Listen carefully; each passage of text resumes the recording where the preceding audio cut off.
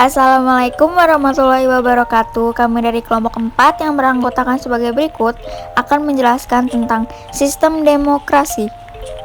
Apa itu demokrasi? Kata demokrasi berasal dari dua kata dalam bahasa Yunani, yaitu demos yang berarti rakyat dan kratos atau kretein yang berarti pemerintahan, sehingga demokrasi dapat diartikan sebagai pemerintahan rakyat. Menurut Kamus Besar Bahasa Indonesia, demokrasi merupakan istilah politik yang berarti pemerintahan rakyat. Sebagai suatu konsep, demokrasi adalah seperangkat gagasan dan prinsip tentang kebebasan yang juga mencakup seperangkat praktik yang terbentuk melalui sejarah panjang dan sering berliku-liku. Pendeknya, demokrasi adalah perlembagaan dari kebebasan.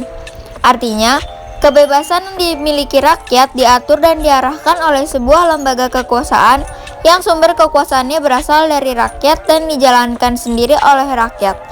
Sehingga, kebebasan yang mereka miliki dapat dilaksanakan secara bertanggung jawab dan tidak melanggar kebebasan yang dimiliki oleh orang lain.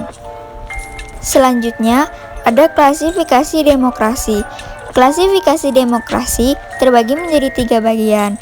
Yang pertama, berdasarkan titik berat perhatiannya. Yang kedua, berdasarkan ideologi.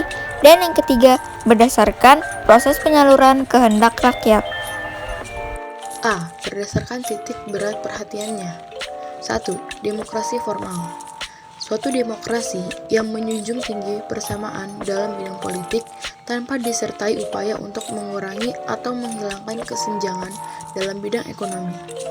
Bentuk demokrasi ini dianut oleh negara-negara liberal. 2. Demokrasi material. Demokrasi yang dititikberatkan pada upaya menghilangkan perbedaan dalam bidang ekonomi, sedangkan persamaan dalam bidang politik kurang diperhatikan, bahkan kadang-kadang dihilangkan. Bentuk demokrasi ini dianut oleh negara-negara komunis. 3. Demokrasi gabungan. Bentuk demokrasi yang mengambil kebaikan serta membuang keburukan dari demokrasi formal dan material. Bentuk demokrasi ini dianut oleh negara-negara non-blok. B. Berdasarkan ideologi. Demokrasi konstitusional. Demokrasi konstitusional yaitu demokrasi yang didasarkan pada kebebasan atau individualisme. Lalu demokrasi rakyat. Demokrasi rakyat atau demokrasi proletar yaitu demokrasi yang didasarkan pada paham marxisme-komunisme. C. Berdasarkan proses penyaluran kehendak rakyat. 1. Demokrasi langsung. Demokrasi langsung yaitu paham demokrasi yang mengikutsertakan setiap warga negaranya dalam permusyawaratan untuk menentukan kebijakan umum negara atau undang-undang secara langsung. 2. Demokrasi tidak langsung.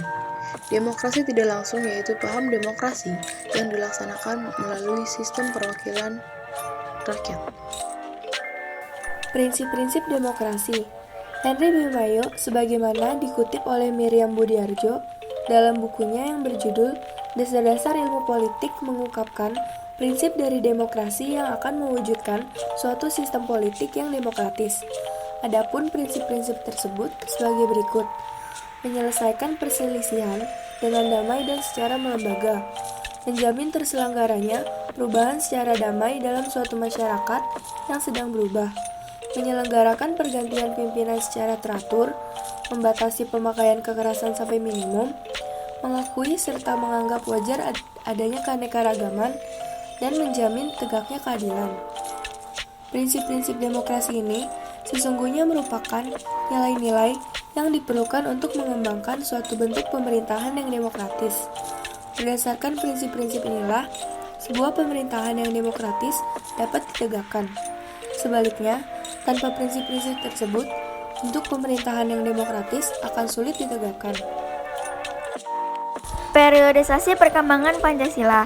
Periodisasi perkembangan Pancasila yang pertama ada pada tahun 1945 sampai 1966 yang disebut dengan Orde Lama. Selanjutnya ada pada tahun 1966 sampai 1998 yang disebut dengan Orde Baru. Lalu yang terakhir ada pada tahun 1998 sampai sekarang yang disebut dengan masa reformasi. Orde Lama, yang berlangsung dari tahun 1945 sampai 1966. Pada masa Orde Lama, Indonesia menjalin proses peralihan dari masyarakat terjajah menjadi masyarakat merdeka. Saat itu adalah proses pencarian penerapan bentuk Pancasila. Orde Lama terjadi pada 3 periode berbeda, yaitu periode 1945 sampai 1950, periode 1950 sampai 1959, serta periode 1959 sampai 1966. Di tahun 1945 sampai 1950, Indonesia sebagai negara peralihan dari bangsa terjajah menjadi bangsa yang merdeka menjalani proses adaptasi penerapan ideologi bangsa, yaitu Pancasila. Kemudian, di tahun 1950 sampai 1959, sistem demokrasi berhasil ditetapkan melalui pemilu 1955 yang dilakukan untuk memilih anggota konstituante. Pada periode 1959 sampai 1966, Soekarno selaku presiden mengubah sistem pemerintahan menjadi sistem demokrasi terpimpin. Periodisasi perkembangan Pancasila. Orde Baru dari 1966 sampai 1998. Orde Baru dimulai dengan naiknya Soeharto menjadi presiden menggantikan Soekarno pada tanggal 22 Februari 1967. Awal Orde Baru, Presiden Soeharto harus mengatasi kekacauan yang ada di Indonesia. Soeharto melakukan beberapa upaya pemulihan, yaitu rencana pembangunan 5 tahun replika, pemilu, penghinaan pendidikan, pelaksanaan pedoman, penghayatan, dan pengalaman Pancasila. Penerataan pembangunan.